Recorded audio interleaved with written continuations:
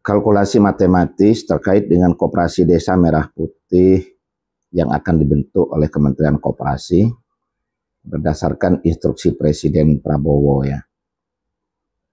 Target koperasi sekitar 80.000 koperasi Desa Merah Putih. Potensi serapan modal sekitar 400 triliun karena setiap koperasi itu disiapkan modal 5 miliar. Serapan pasar di setiap desa dengan asumsi penduduk sekitar 276 juta, maka rata-rata dalam hal ini setiap desa itu potensi serapan maksimal sekitar 4.500 orang yang menjadi market koperasi itu. Ruang gerak koperasi itu adalah pada 6 bidang usaha, salah satunya adalah bidang usaha penjualan kebutuhan bahan pokok. Terus ada juga penjualan gas nantinya, penjualan obat-obatan, yaitu seperti apotek. Terus koperasi simpan pinjam. Dan beberapa unit usaha yang lain atau gerai usaha yang lain yang harus dilakukan sesuai dengan standar dari Koperasi Desa Merah Putih. Sekarang kita berhitung, apabila serapan pasar di setiap desa itu dengan asumsi sekitar 4.000 atau 4.500 orang, maka potensi setiap desa apabila kebutuhan pokok mereka setiap bulan itu sekitar 500.000, maka potensi sirkulasi dana yang berputar itu sekitar 2,25 miliar. Berarti terjadi surplus permodalan. Kalau kita asumsikan misalnya di setiap masyarakat itu sirkulasi kebutuhan mereka setiap bulan yang belanja pada koperasi itu 1 juta, maka serapan modal juga baru sekitar 4 miliar. Ini belum lagi kalau ada desa yang memang desanya desa kecil kan. Artinya dengan potensi serapan sirkulasi modal itu hanya sekitar 40 atau 50%, yang akan jadi masalah adalah potensi keuntungan koperasi itu akan kecil. Tidak sesuai. Karena apa? Karena sirkulasi pasarnya terbatas. Dengan sirkulasi modal sekitar 5 miliar, tetapi tidak seimbang dengan serapan pasar, maka potensi keuntungan koperasi itu nanti tidak mampu mengcover kebutuhan kerja dari tim kerjanya. Karena apa? Berita hari ini, Menteri Koperasi sudah merintahkan Deputi Bidang Pengawasan untuk melakukan pelatihan di setiap koperasi. Target tahun ini selesai, yaitu 3 tim pengawas internal di setiap koperasi dengan anggaran 5 juta per orang. Berarti setiap koperasi membutuhkan 3 tim pengawas yang akan menyerap anggaran 1,2 triliun. Kalau itu 80.000 koperasi dikalikan 3 kan 240.000 orang. Dengan asumsi 5 juta per orang maka 1,2 triliun di awal ini sudah terserap untuk biaya operasional pelatihan. Kita tidak tahu kenapa kok sampai sebesar itu. Akan tetapi yang jelas adalah 3 tim pengawas ini juga akan menjadi beban ke depan. Mereka bekerja sebagai pengawas tentu harus mendapatkan salary. Belum lagi nanti tenaga pelaksana di koperasi itu. Lah sehingga ini beban koperasi ini sudah kelihatan. Sementara potensi pasarnya jelas. Bisa jadi kita berpikir nanti koperasi itu akan melakukan ekspansi market misalnya. Ini sulit. Kenapa? Karena setiap koperasi itu ada. Setiap desa itu ada koperasinya. Lah sehingga dia melakukan ekspansi pasar itu akan terkendala. Nah ini yang kita sayangkan. Di satu sisi ada program efisiensi yang dilakukan oleh pemerintah, tapi di sisi lain ini terjadi pemborosan anggaran dari kebijakan yang belum dilakukan kajian secara komprehensif, tetapi sudah akan menyedot anggaran yang besar. Dan belum lagi di satu sisi kita dihadapkan pada defisit APBN. Nah ini yang kita sayangkan. Harapan kita adalah pemerintah mengkaji ulang. Kalau pemerintah ingin memposisikan koperasi ini sebagai soko guru ekonomi masyarakat, maka bentuklah Koperasi Rakyat Merah Putih ini di lingkup kecamatan. Kalau satu lingkup kecamatan dengan potensi pasar yang signifikan, yaitu mencapai 25.000 sampai 35.000 masyarakat yang menjadi target pasar, maka sirkulasi dana yang 5 miliar itu mampu terserap semua dan tidak membunuh pedagang kecil yang ada di desa. Coba bayangkan begitu koperasi ini berdiri dengan modal 5 miliar. Sementara di setiap desa ada warung-warung kecil itu dengan modal 10 sampai 20 juta. Yang mereka belanja itu di pasar kecamatan atau di pasar rakyat. Pasar rakyat itu disuplai dari distributor pabrik. Ini datang koperasi yang belanjanya di distributor langsung karena dia punya modal besar. Tentunya dia akan menjual dengan harga lebih murah, lebih kompetitif dari pedagang kecil. Di satu sisi sebagian besar masyarakat diuntungkan dengan harga barang yang lebih murah, tapi di sisi lain ratusan ribu pedagang kecil di seluruh Indonesia akan terbunuh. Pemerintah tidak bisa membuat kebijakan yang berpihak hanya pada satu kelompok, sementara yang satu kelompok ini dianggap bukan rakyat. Kalau satu desa ada 10 warung dikalikan 80.000, maka potensi 800.000 warung yang akan tutup. Kalau punya anak satu yang sekolah, potensi 800.000 anak yang akan berhenti sekolah. Kalau usaha warung kelontong bapaknya tutup. Memang memberikan potensi keuntungan. Terjadi penghematan dan efisiensi bagi masyarakat yang lain yang belanja sebagai konsumen. Tapi 800.000 ini menjadi korban. Sementara yang melakukan pembelanjaan itu sebenarnya mampu sekalipun belanja lebih mahal sedikit ke warung-warung kecil itu. Maka sebaiknya pemerintah melakukan kajian ulang supaya koperasi itu dibentuk di tingkat kecamatan. Dengan sirkulasi modal 5 miliar itu mampu terserap secara efektif dengan keuntungan yang maksimal, sehingga kalau ada 3 tim pengawas di setiap kecamatan, maka sudah terjadi efisiensi 90%.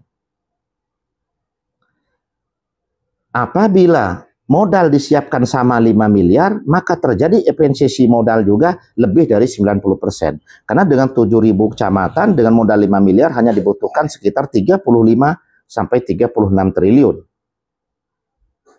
Belum lagi ada potensi usaha yang menjadi SOP dari koperasi desa ini adalah harus menjual obat-obat kesehatan atau seperti apotek. Nanti akan berapa banyak apotek yang sudah mengurus izinnya dengan biaya yang mahal, berdiri di setiap kecamatan ada 4 atau 5 apotek sekarang yang ada, begitu ada nanti apotek di setiap desa, apotek-apotek itu akan bangkrut. Siapa yang diuntungkan? Yang diuntungkan adalah industri farmasi.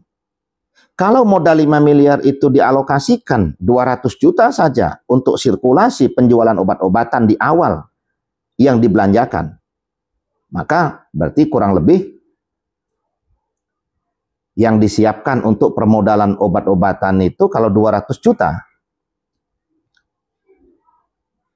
dari 5 miliar berarti kan sekitar 4%. Berarti 4% dari 400 triliun, berarti sekitar 16 triliun.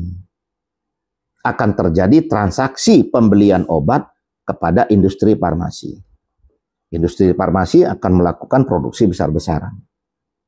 Tapi, kalau di satu kecamatan ada 4 apotek saja, akan potensi gulung tikar, efek dari adanya apotek desa, maka 4 apotek dikalikan 7.000 kecamatan, potensinya adalah sekitar 28 sampai 30.000 apotek. Kalau itu bangkrut, maka tenaga kerjanya juga akan di-PHK. Kalau satu apotek ada 2, maka sekitar 60.000 tenaga kerja yang kehilangan pekerjaannya. Nah, jadi ini yang kita harapkan adalah pemerintah ini melakukan kajian secara komprehensif yang tujuannya ingin meningkatkan dan memberdayakan ekonomi masyarakat, ini bisa sampai. Jangan sampai tujuannya memberdayakan ekonomi masyarakat, tetapi endingnya adalah memberangus kehidupan ekonomi masyarakat, sementara di satu sisi ada kelompok-kelompok tertentu itu yang diuntungkan. Tetapi ingat, potensi 10 warung di setiap desa akan gulung tikar. Maka potensi 800.000 keluarga akan bermasalah dengan ekonomi. Ingat, akan ada sekitar 60.000 tenaga kerja yang akan kehilangan pekerjaannya kalau sekitar 30.000 apotek itu akan gulung tikar karena mereka sudah tidak punya market lagi. Karena nggak ada lagi yang akan beli di apotek mereka. Karena di setiap desa sudah ada. Nah, belum lagi ini nanti, belum terlaksana pun sudah membutuhkan biaya 1,2 triliun untuk pelatihan. Dengan anggaran 5 juta rupiah. Kita tidak tahu dari mana perhitungannya, karena pelatihan satu tenaga pengawas itu kok bisa anggarannya sampai 5 juta. Kalau misalnya satu orang itu misalnya dianggarkan 5 juta, kita coba hitung komparasinya. Kalau pelatihan itu dilakukan misalnya di satu kecamatan, dijadikan satu. Berarti kalau ada 20 desa, maka 60 orang jadi satu. Kalau 60 orang itu pelatihannya di hotel, taruhlah 3 hari 3 malam. Hotel bintang 4 saja, satu orang anggarannya paling 500.000 sudah dengan makan. Berarti kalau 3 malam itu 1,5 juta. Taruhlah uang saku mereka diberikan 500.000 untuk satu orang, baru 2 juta. Taruhlah nanti dianggarkan untuk tenaga mentornya. Kalau tenaga mentornya dalam satu session itu, atau dalam satu hari tenaga mentornya dibayar 5 juta. Ini kan pesertanya 60. Maka anggaran per orang itu kurang lebih tenaga mentornya 1 orang. Kalau dibutuhkan 5 mentor, maka 1 orang dengan biaya 100.000 per orangnya yang dialokasikan, maka dibutuhkan anggaran 500.000 kalau mentornya 5 orang. Itu saja mentornya sudah dibayar 5 juta. Baru 2,5 juta anggarannya. Akomodasi tenaga mentornya, anggap aja dianggarkan 100.000 juga dari per orang.